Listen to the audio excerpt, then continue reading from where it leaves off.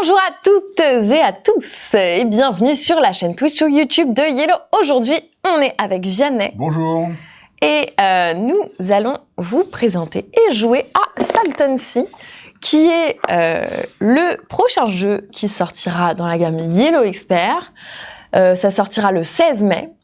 C'est un vrai jeu expert auquel on va jouer à 2 aujourd'hui. Vianney va nous expliquer les règles. Salton Sea, c'est un jeu qui se joue de 1 à 4 pour des parties d'environ 2 heures. C'est un jeu de David Bernal illustré par Amelia Salz.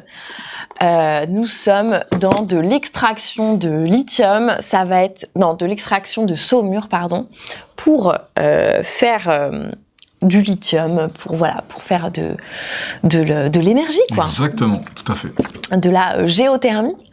On va avoir notre petite usine, on va se transformer en producteur d'énergie. Donc, comme tu as si bien dit, Lorraine, on est à la tête d'une exploitation de saumure. On va tenter d'en extraire le lithium et les énergies géothermiques. Le but du jeu sera donc d'avoir le plus de points de victoire à la fin de la partie. La fin de partie, elle interviendra dans 2 cas de figure. Lorsqu'on n'aura plus de carte gisement, on verra un petit peu à quoi ça correspond, ou alors lorsqu'on aura fermé 2 entreprises, 2 sociétés. Donc ça, on verra plus tard. Le principe du jeu, on est sur un jeu de pose ouvrier et d'engine building éphémère. Donc pourquoi pose ouvrier? Parce que pour l'instant, on a 4 ouvriers qui sont sur le plateau, qu'on va pouvoir poser soit sur son plateau personnel, soit on le verra, mais sur des cartes, sur la partie hachurée des cartes. On y reviendra un petit peu après. On voit que sur son plateau personnel, on a 3 ouvriers qui sont couchés, et ça correspondra évidemment à des ouvriers qu'on pourra débloquer plus tard dans la partie. En début de partie, on démarre avec 7 cartes actions, différentes, ce seront donc les mêmes pour chacun des joueurs, et vous pouvez voir que au verso de ces cartes, il y a marqué 1 $. Donc ces cartes sont à la fois des cartes actions et à la fois des cartes de paiement. Donc ce sera à nous de choisir ce qu'on veut en faire. Du coup, à son tour de jeu, qu'est-ce qu'on fait? À son tour de jeu, on prend un des meeples qui est dans le service RH, et on va poser ce meeple sur une case hachurée. Donc ça peut être une case hachurée de son plateau pour faire une action, ou comme je le disais, ça peut être une carte de sa main, ici pour qu'on voit, et on pourra le poser sur la partie hachurée. La différence entre les deux, c'est que sur le plateau, l'action est un petit peu moins forte que si on la joue sur la carte, mais du coup, en jouant son meeple sur la carte, on se sépare d'une carte de $, et donc d'un potentiel paiement. Quelles sont les potentielles actions qu'on va pouvoir avoir sur le jeu? Alors, on va pouvoir avoir l'action d'acquisition de permis de forage. Donc, je vais essayer de le monter sur le plateau, il se trouve ici. Donc, lorsque je me mets ici, je vais pouvoir, donc thématiquement, aller acquérir un permis de forage. Pour acquérir un permis de forage, je vais aller choisir une carte de forage, parmi celles-ci. Je vais devoir m'acquitter du prix indiqué sur la carte en dollars. Je ne sais pas si on le voit bien, si on peut agrandir. 5 $. Là, je ne pourrais pas agrandir. D'accord, donc là, on voit qu'il y a le prix indiqué sur la carte et il y a un éventuel surcoût ou baisse du prix indiqué à droite. Donc toutes les cartes qui sont en haut rajoutent 2, 1, 0 ou moins 1. Donc la carte du bas est beaucoup plus avantageuse. Donc on doit payer avec des cartes de sa main. Comment est-ce que je paye? Par exemple, admettons, si je prends la carte du bas qui vaut 4 moins 1, je dois payer 3 $. Je vais devoir prendre 3 cartes de ma main qui égalent ou dépassent 3 $. Je prends donc par exemple 3 cartes et je vais les mettre face cachée et à 90 degrés, comme ceci, en bas de la colonne correspondante. Puisqu'on verra que plus tard, on pourra récupérer des cartes de 3 et 5 $. Et donc à chaque fois, les cartes en question viendront former une espèce de défausse à droite de chacun des paquets respectifs. J'ai donc, admettons, récupéré cette carte-là. Je vais baisser évidemment toutes les autres cartes pour qu'elles commencent à avoir un prix avantageux, parce qu'on rappelle que celle qui est tout en haut a un surcoût de 2. Et cette carte-là que j'ai récupérée, je vais la mettre par-dessous mon puits de forage. Donc là, je vais pouvoir commencer d'ailleurs à les empiler. Et justement, donc ça nous amène à cette deuxième action qui va être l'action de forage. Donc l'action de forage, sur mon petit plateau. Elle me permet d'aller forer de un niveau. Alors, qu'est-ce que c'est un niveau? Je ne sais pas si on voit bien sur la carte. Hop, sur la carte, on voit que par exemple, cette carte-là a 2 niveaux, puisqu'en fait, elle est séparée par un trait blanc. Ouais. Okay. Donc, si jamais je fais une action de forage sur mon plateau de 1 niveau, je vais pouvoir descendre ma petite foreuse de 1 niveau. Et donc, comme je vous le disais, les cartes que vous avez en main sont plus fortes, effectivement. Bah, si jamais vous décidez plutôt de jouer une action forage sur votre carte, là, vous avez une action de forage de 2, c'est-à-dire qu'en gros, vous descendez votre forêt de 2 niveaux. Okay. Les cartes ont des niveaux, ont des niveaux de forage qui vont de 1 à 3. Okay. Ok, donc là, thématiquement, c'est juste, on a acquis un permis de forage, on a foré. Troisième action, on va pouvoir faire l'extraction. L'extraction, alors soit sur le plateau, l'extraction c'est ici, de niveau 1, soit sur la carte de niveau 2. Qu'est-ce que c'est l'extraction? Eh bien en fait, jusqu'au plus loin niveau où est allée notre foreuse, on va pouvoir récupérer de la saumure. La saumure, en gros, ça va correspondre aux petits éléments en losange que vous avez ici. Et donc, à chaque fois qu'on extrait, si j'extrais donc avec une force de 2 sur ma carte, je vais pouvoir récupérer jusque 2 saumures. Pour me rappeler que je les ai récupérées, je vais mettre des petits jetons, comme ceci. Et je vais pouvoir avancer sur ma piste pour matérialiser cette saumure. Évidemment, en début de partie, pour l'instant, je suis un petit peu limité puisque je ne peux avoir qu'une saumure, qui est donc la mise en place pour chacun des joueurs. Déjà là. Et si jamais je veux en récupérer, il faudra que grâce à mon plateau développement, je puisse avancer de 1 niveau, par exemple, pour avoir le droit de retourner du stock et d'agrandir mon stock. Thématiquement, j'investis pour agrandir mon stock. Donc par exemple, si jamais j'arrive donc à bien développer mon plateau et à débloquer, à créer des stocks, hop, comme ceci, eh bien la prochaine fois que je suis emmené à récupérer 2 saumures, je pourrais avancer mon compteur saumure. Ok. Hop.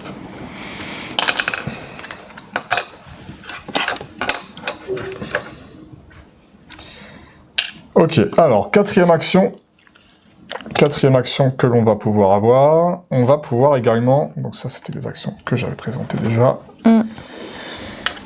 on va pouvoir également, par exemple, aller, alors oui, on va pouvoir réparer. Pourquoi réparer? Vous voyez qu'à chaque fois qu'on s'enfonce avec la foreuse, il se peut qu'on rencontre de la roche. À chaque fois qu'on rencontre de la roche, ça va thématiquement représenter l'endommagement de la foreuse qui va rencontrer des matériaux qui lui sont un petit peu hostiles. Donc pour représenter ça, à chaque fois qu'on va rencontrer une pierre, on va devoir décaler son petit token de foreuse d'un cran vers la droite. Donc là, on peut le voir, en gros, c'est pas encore trop important. Mais à chaque fois qu'on va arriver sur une case qui va vous montrer la foreuse barrée, c'est qu'en gros, elle est tellement endommagée qu'on ne peut plus l'utiliser. Et donc, il faudra forcément, si on veut pouvoir continuer à forer, faire de la réparation. La réparation, si on fait une action de réparation, donc on peut le faire ici, on peut faire jusque 2 actions de réparation, et ces actions vaudront à chaque fois 3 $. Donc je peux payer par exemple 6 $ pour avancer de 2, on verra plus tard, mais j'ai également une action de réparation sur mes machines qui permettent de faire le traitement, la transformation de la saumure. Mais admettons dans un cas de figure où je suis comme ceci, je peux très bien engendrer donc 2 actions de réparation pour payer jusque 6 $, avancer soit 2 fois sur la même piste ou avancer chacun de 1 fois. La carte action de réparation est un petit peu plus puissante, comme je l'avais dit, puisque là en gros vous payerez 1 $ de moins au total. C'est-à-dire que si jamais vous avez décidé de faire donc les 2 actions de réparation, au lieu de payer 2 fois 3, 6 $, vous ne payerez que 5 $. Ouais. Okay. Pourquoi c'est aussi intéressant, même si on n'est pas dans les cases barrées d'avancer, c'est que vous voyez en fait vous avez des lauriers en rouge qui indiquent non pas des points mais des malus que vous aurez en fin de partie. Donc si vous n'avez pas réparé totalement vos machines, vous aurez des points de malus donc qui sont de 3, 6, 9, 12 ou 15 pour chacune des pistes pour laquelle vous avez une avancée qui est un peu trop importante. Voilà, donc là... Oui, et puis pour pas arriver au point de non-retour, enfin si, il y a jamais de point de non-retour, mais pour pas arriver au moment où la foreuse elle est cassée, autant faire des petites réparations, quoi. Exactement. Alors, on va pouvoir passer aux 3 autres actions qui composent donc ces actions de départ. Alors, donc du coup, qu'est-ce qu'on va avoir? On va avoir une carte qui est... donc, on va pouvoir conclure un contrat. Et lorsque l'on conclut un contrat, donc vous avez la même action sur le plateau ou sur la carte en un peu plus puissant. Comme d'hab. Exactement. Donc, lorsque l'on conclut un contrat, on va pouvoir aller chercher une carte contrat parmi les 4 qui sont proposées ici. Et en fait, ces cartes contrat, on est limité à 2 pour l'instant sur son plateau, à 2 emplacements. Ouais. Je prends par exemple cette carte contrat-là. En gros, c'est un pari sur l'avenir que je fais. Je signe un contrat en disant, bah écoutez, je pense qu'un jour, j'en aurai ce contrat. Et bien justement, ça fait partie d'une action qui ne font pas partie encore des actions sur les cartes de base, mais qu'on pourra rencontrer sur d'autres cartes un petit peu plus puissantes. Que l'on pourra d'ailleurs rencontrer directement sur la carte, puisque en tant qu'action supplémentaire, plus tard dans la partie, à n'importe quel moment, je pourrais décider d'honorer ce contrat qui patiente dans un de mes 2 emplacements. C'est assuré ici. Voilà, exactement. En fait, elle est à même la carte. Donc à n'importe quel moment pendant la partie, je pourrais dire je vais honorer ce contrat. Je vais donc devoir payer une saumure. Donc je vais faire comme si j'avais tout. Je vais donc devoir payer une saumure et une énergie géothermique. Ouais. Mon contrat est réussi, donc je le mets ici. Et je vais donc récupérer une récompense, qui va être de récupérer 2 $. Donc comment je récupère mes 2 $? C'est intéressant. Soit je les récupère parmi les cartes qui sont visibles, mais on ne refile qu'à la fin de la manche. Soit je vais pouvoir aller prendre des cartes parmi celles qui ont été défaussées pendant la manche pour payer. C'est-à-dire qu'admettons, à un moment, j'ai été emmené à payer 3 $, je les ai mis face cachée ici, et lorsque je récupère de l'argent, soit je prends parmi les cartes visibles, soit je vais prendre au hasard parmi les cartes face cachée. Alors la règle dit au hasard, mais si vous avez bien retenu, par exemple, à un moment, si j'étais le dernier joueur à avoir positionné, par exemple, 3 cartes au-dessus, comme je peux choisir l'ordre dans lequel je les mets, j'ai très bien le droit de dire, je vais prendre la première carte, et je prends la 3e. Tant que ça reste face cachée, si j'ai souvenir de ce que j'ai laissé, je peux aller récupérer. Petit côté memory. Voilà, exactement. Donc là, j'ai récupéré 2 $. Cette récompense me permettrait d'avancer sur ma piste de développement de 1 cran et de récupérer immédiatement 6 points de victoire sur la piste de victoire qui est ici. Oui, parce que le but du jeu, c'est quand même d'avoir le plus de points. Voilà, j'avais dit, c'est d'avoir le plus de points de victoire, effectivement. Toc. Alors, pourquoi est-ce que c'est important d'honorer ces contrats? Et bien, au même titre, parce qu'on est des gens clean. Déjà. Et de la même façon qu'on pouvait avoir des points de malus avec les réparations qu'on n'a pas faites, en fin de partie, on a un malus de la moitié des points que nous aurait rapporté chacun des contrats. Donc par exemple, celui-ci qui vaut, effectivement, il est bien beau, il vaut 12 points éventuellement, mais si jamais on n'arrive pas à l'honorer, en fin de partie, on perdra la moitié, arrondi, je crois que c'est que des nombres pairs, mais on perdra la moitié des points. Pourquoi est-ce que c'est important de les laisser sur le côté gauche une fois qu'on a terminé? On verra plus tard, mais certaines cartes objectifs de début de partie peuvent récompenser les joueurs qui ont honoré le plus de contrats. Ouais. Donc en fait, on garde toujours ces éléments à côté de soi. Okay. Alors, quelles actions on va également pouvoir mentionner? Alors, on va pouvoir... alors déjà, une action plateau que l'on n'a pas sur les cartes, qui est vraiment une action de plateau, qui va être pour 3 $ de pouvoir développer son plateau. C'est-à-dire que là, je paye 3 $ et je peux avancer mon petit token ici. T'en as un tout petit peu parlé. Ouais, j'en avais un tout petit peu parlé. Donc là, en gros, à chaque fois que vous voyez les éléments ici, en gros, ça rappelle les éléments là. Donc ça veut dire qu'en gros, on agrandit notre stock et on pourra stocker un peu plus de saumure, etc. À chaque fois qu'on va passer par-dessus les éléments avec le petit élément, le petit meeple, on va le débloquer et donc on aura une action supplémentaire. Et je reviendrai un tout petit peu plus tard après sur la dernière case qui mentionne des étoiles, puisqu'on verra un petit peu à quoi ça peut servir ces étoiles. Une des dernières actions, il en reste quelques-unes, l'action de recherche. L'action de recherche, donc on peut faire sur son plateau, et qui vaut $1 de moins si on l'a fait sur une carte action. L'action de recherche, en fait, elle va nous permettre d'aller récupérer une carte recherche parmi les 4 qui sont à disposition au début de tour. Les cartes recherche, on va devoir payer un prix indiqué en haut de la carte. On a une éventuelle petite récompense immédiatement en haut également. Et ces cartes, en fait, on va devoir les mettre sur son plateau, sur les emplacements disponibles. Donc pour l'instant, on n'a qu'un emplacement disponible. Comment est-ce que je me rappelle? Eh ben, sur mon plateau, je vois comment on appelle ça, pas un bec benzène, je sais plus le terme. Oh, mes cours de chimie sont bien loin. Une fiole, pardon. Donc on voit le symbole fiole qui nous dit qu'on peut donc stocker une carte recherche. Et si jamais vous upgradez votre stock, vous voyez que là vous avez une deuxième fiole. Et donc plus tard dans la partie, vous pourrez récupérer une carte recherche. Les cartes recherche, il y en a de 2 sortes. Erlenmeyer, incroyable. De quoi? Erlenmeyer. Erlenmeyer. Ça c'est du vocable. C'est un terme très très scientifique. Les cartes recherche, vous en avez de 2 sortes. Soit vous avez des cartes avec un effet permanent. Vous avez un petit signe infini tout en bas à gauche de la carte, avec des points.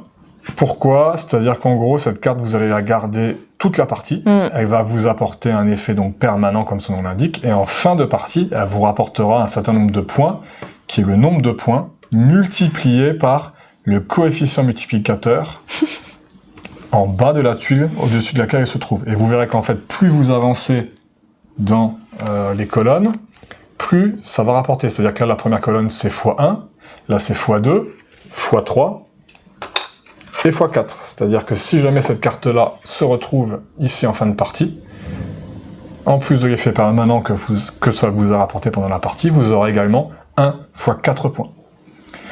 Ou alors, vous allez également pouvoir avoir des cartes recherche à effet one-shot.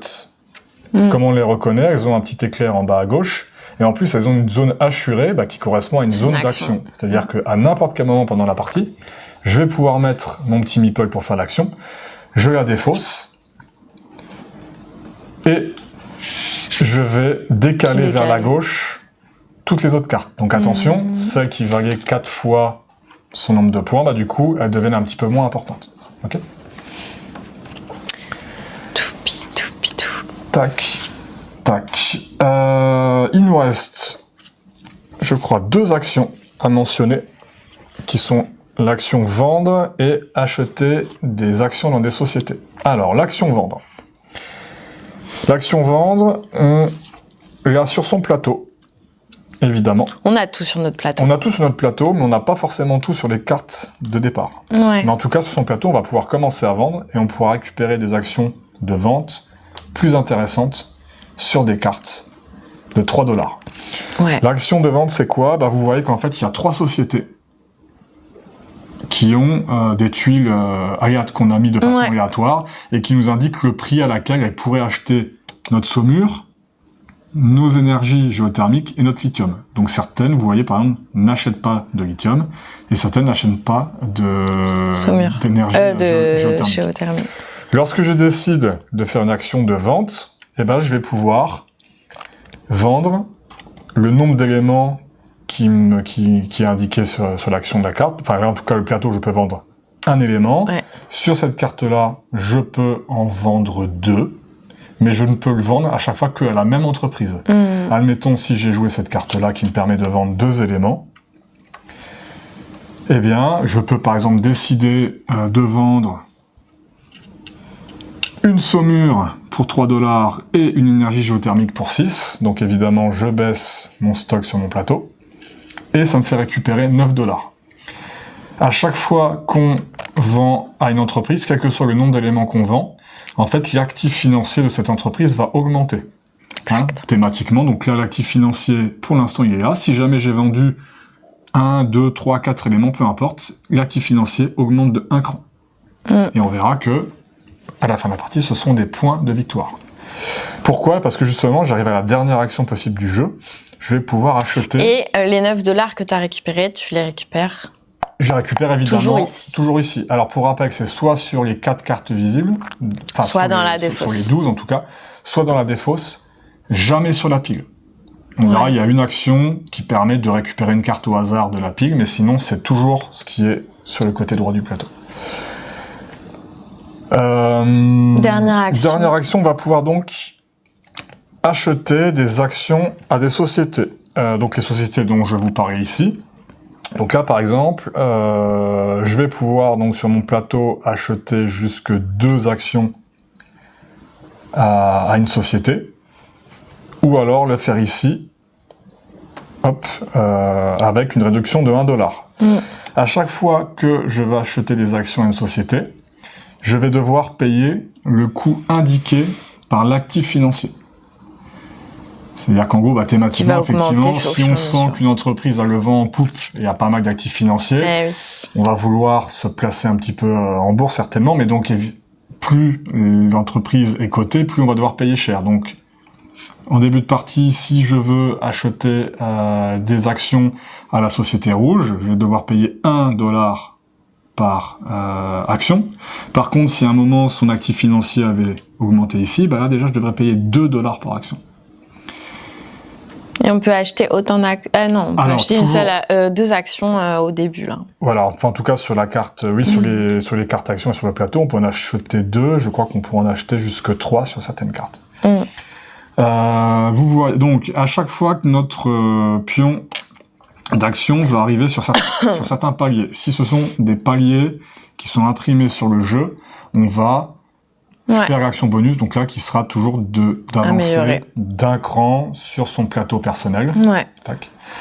Ou alors on va pouvoir arriver sur des zones où il va y avoir des petits jetons récompenses. Les jetons récompenses, ils sont connus de tous, donc on peut même les regarder à n'importe quel moment de la pile. Il y a une certaine mise en place, il y en aura toujours un en haut, un de moins que le nombre de joueurs au milieu, donc 1 parce qu'on est 2, et le nombre de joueurs en bas. Donc plus on va augmenter, plus ça va se réduire. C'est un peu la course. C'est un petit peu la course.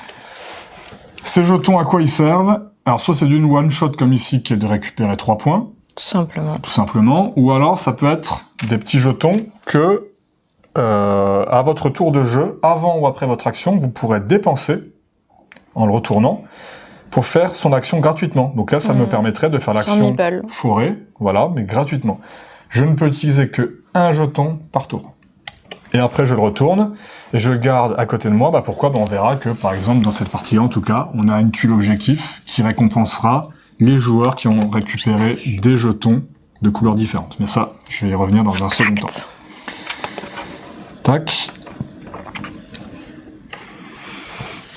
Comme vous pouvez le voir, il y a des petits pointillés sur le plateau. À quoi ça correspond? Alors déjà, ça veut dire que notre jeton d'action ne peut pas dépasser la ligne pointillée tant que l'actif financier n'a pas dépassé lui-même les pointillés. C'est-à-dire que si jamais je me retrouve dans la configuration là, je ne peux pas acheter d'action puisque l'actif financier n'a pas dépassé ce niveau-là. Une fois que l'actif est passé là, je pourrais seulement commencer.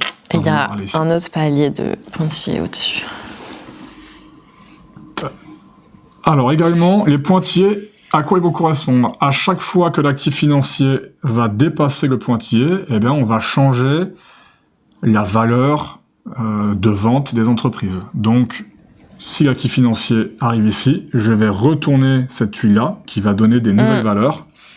Il va arriver ici, je vais retourner la 3e, et lorsque il va arriver au bout, je vais retourner tout le tas, qui va donc montrer que l'entreprise est fermée. Et pour rappel, lorsque 2 entreprises sont fermées, c'est une des 2 conditions de partie. Okay, de fin de partie. De fin de partie. Tac. Donc on est 2 joueurs, ça démarre ici. J'ai l'impression d'avoir expliqué toutes les actions du jeu. Je vais donc parler de la fin de manche. Qu'est-ce qui va se passer en fin de manche? Tac. Puisqu'en fait, à chaque fois qu'on récupère des cartes, lorsqu'on effectue de la récupération d'argent, en fait, c'est pas refilé. On ne refile qu'à la fin de la manche, et la fin de manche, elle arrive lorsque tous les joueurs ont joué leur meeple. En fin de manche, qu'est-ce qu'on va faire? On va, déjà, on va enlever la carte la plus à droite de chacune des colonnes. On va tout défausser. Alors, pardon, hop. Admettons qu'on est dans cette configuration-là. On enlève la carte la plus à gauche de chacune des colonnes. Donc ça va dans la défausse. Je mélange toute la défausse. Ouais. Et la défausse, je la remets sous le paquet correspondant.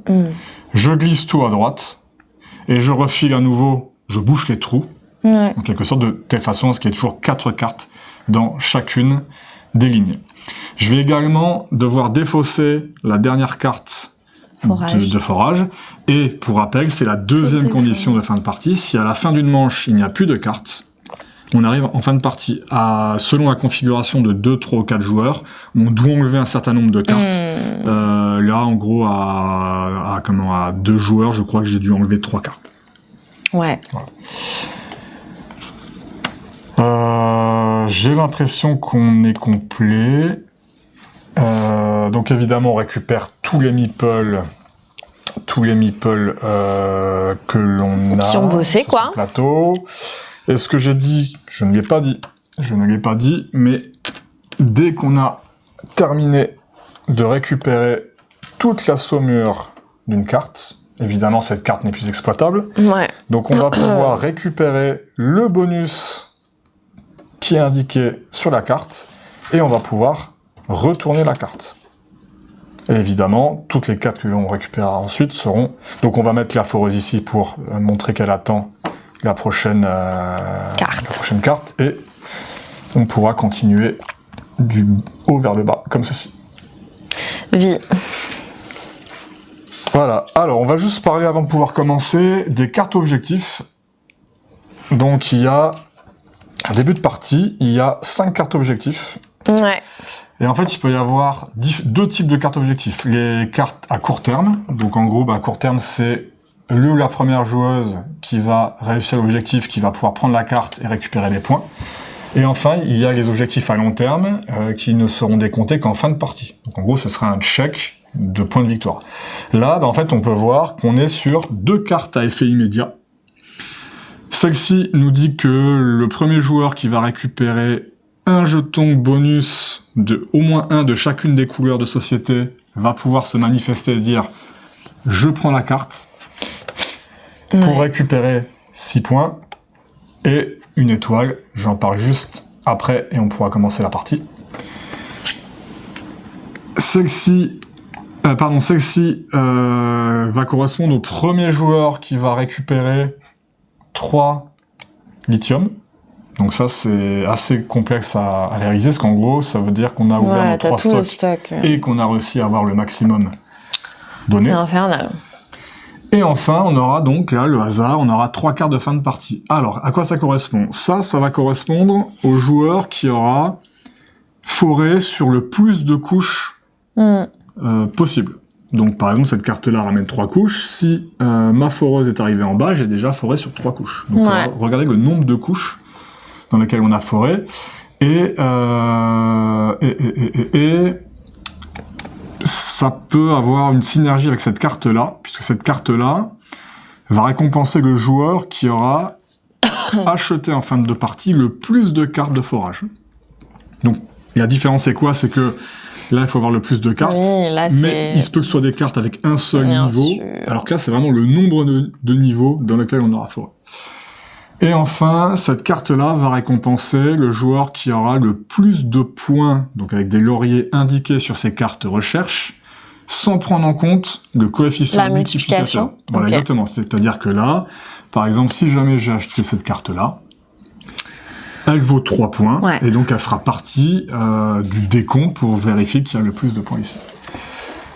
Et enfin, donc on arrive à la dernière chose dont on a besoin, c'est-à-dire les étoiles qui apparaissent sur les cartes. Alors ces cartes-là, donc comme je vous disais, lorsque je les récupère, je vais prendre des points. Mais je vais également pouvoir récupérer des étoiles. Ces étoiles, elles seront scorées ou pas en fonction du développement que j'aurais réussi à atteindre sur mon plateau. Si j'arrive ici, je débloque le fait que chacune des étoiles que je vais récupérer va me rapporter 1 point. Donc si jamais j'ai récupéré une carte récompense comme celle-ci qui me ramène 5 points, je vais en plus de ça compter en fin de partie, récupérer 3 points, puisque j'ai 3 étoiles, fois 1. Ce petit logo m'indique également que quand je suis arrivé au bout de la piste, en plus d'avoir débloqué le scoring des étoiles, à chaque fois que mon élément de développement aurait pu avancer vers la droite, à la plage, je score 2 points. Je crois qu'on a été plutôt complet. Très très fort, Vianney. Non, il manque une action, pardon. Purée. Pardon. Ma que Il passe. manque une action. C'est quelle action? Il y avait l'action de traitement. L'action de traitement. Traitement. Et oui, l'action de traitement qui se trouve. Ah bah oui, c'est vrai ça. Eh oui, alors ça c'est important. L'action de traitement, elle me permet de faire quoi? L'action de traitement, elle me permet justement d'aller transformer ma saumure. Si je paye 4$ ou 6$, je vais pouvoir transformer ma saumure en énergie géothermique si j'ai payé 4$, ou alors transformer ma saumure en lithium si j'ai payé 6$. Une fois que j'ai fait ça, je vais pouvoir prendre un risque en essayant de faire un petit peu de suractivité, c'est-à-dire qu'en gros, je vais pouvoir dire « Ok, j'ai fait ça, donc j'ai transformé par exemple ma saumure en énergie géothermique, mais je vais pouvoir décider de récupérer une ressource supplémentaire. » Ouais. Indépendamment du fait que j'ai choisi énergie géothermique ou lithium, à partir du moment où j'ai fait cette action, je vais pouvoir dire j'aimerais, en plus de l'énergie géothermique que j'ai récupérée, je vais faire marcher encore plus les machines. Là, je vais demander aux ouvriers de travailler encore un peu plus et je vais récupérer par exemple un lithium. Mais ça a un coût, c'est-à-dire qu'en gros, comme j'ai fait beaucoup marcher les machines, et cette suractivité m'oblige à décaler de 3 mon petit Gugus, ou alors si j'avais décidé de récupérer une énergie géothermique en plus, j'aurais dû l'avancer que de 2 à la place. Ouais. Donc ça, c'est un bonus. Qu'on peut utiliser ou pas. Qu'on peut utiliser ou pas. Certainement en fin de partie, peut-être. Un peu. Ou alors, oui, s'il y a un espèce d'objectif. Ou qu'on a un objectif en cours, exactement. Du coup, on peut être emmené un petit peu à vouloir rusher. 2 actions un petit peu, je suis pas sûr qu'on utilisera. L'action qui, pour le prix de 1$, nous permet de refaire une action qui est déjà occupée par un ouvrier. Okay. Et enfin, l'action peut-être dite du pauvre, que l'on peut faire autant de fois qu'on veut, et qui nous permet, c'est la seule façon de pouvoir récupérer 1$ sur la pile. Voilà, c'est la seule façon qu'on peut faire ça. Et je crois qu'on a été plutôt complet et qu'on va pouvoir commencer la partie. Bravo Vianney, tu as eu plein de compliments dans le chat. Les gens sont impressionnés, aimeraient t'avoir à la maison. D'accord. Voilà, aimeraient te louer. Donc sache que tu as un business à faire. Très bien. C'était très clair. Merci. C'était très clair et en effet, vous l'avez remarqué dans Salton Sea, le jeu nous raconte quelque chose. Alors, ça nous raconte pas une histoire merveilleuse et voilà, c'est assez brut. Et c'est de l'industrie, quoi, mais c'est quand même très logique. Tout ce qu'on fait a du sens, et donc c'est comme ça que finalement le jeu est assez fluide. C'est très thématique. C'est très thématique. On s'y croit vraiment. Et bravo pour tes explications. Ouais, merci. Extrêmement clair. Ça sera très utile, je pense, pour tout le monde. À très bientôt. À bientôt. Ciao.